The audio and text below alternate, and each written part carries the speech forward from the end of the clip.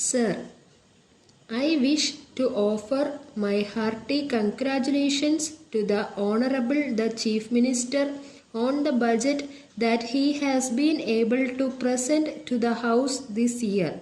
No doubt the budget has been presented in a lucid manner, and the Honorable the Chief Minister has tried his best to see how the budget can be balanced with a small surplus. In spite of that, I am afraid that the budget does not stand the test of how far he has been able to give permanent relief to the poor in this state. I am afraid the Honorable the Chief Minister has adopted the policy that has been pursued in the past.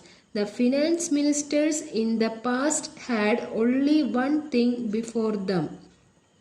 That was to see how best the government could collect percent of the revenues without any reference to the economic or uneconomic condition of the taxpayer. They did not take into account the fact that the condition of the agriculturist was becoming worse and worse day after day when they prepared the budget. The Honorable the Chief Minister has not taken into account the condition of the people from whom the tax is to be collected. The Honorable the Chief Minister is responsible to this House like every other minister. The government has not taken into account the condition of the people in this state, namely whether they are in a position to pay the taxes or not. I would like to ask on this occasion what measures the government are contemplating to give relief to the agriculturist.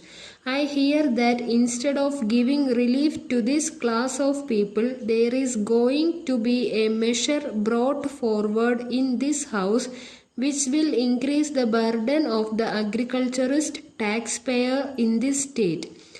I understand that the government are considering a measure called the Agricultural Income Tax Bill. I do not know how far the government are going to proceed with that measure, whether the bill will be passed in this House, whether it will be of help to the agriculturist, or whether it is going to be an additional burden on him. We know that the Honorable the Chief Minister in this budget statement has told us that a good deal is being done to give relief to the agriculturist by means of remission or some other means, that also by providing 1 crore of rupees to help the agriculturist by means of loans.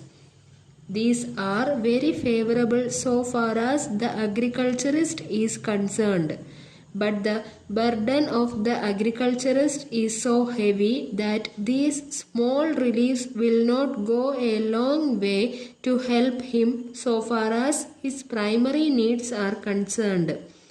I therefore hope that the government will soon come forward with this a measure which will regulate the land revenue in this regard. The Honorable the Chief Minister in this statement has stated that government are going to borrow another sum of money. He has also stated that it will be more than what they borrowed last year. Of course, it is true that this amount that they are going to raise by way of loans is not going to be spent so far as the current needs are concerned, and that this amount is going to be set apart for capital expenditure. All the same, I am afraid that the government should not add to the burden of the taxpayer more and more by raising such loans every year. I do not know whether the government will be right in doing so.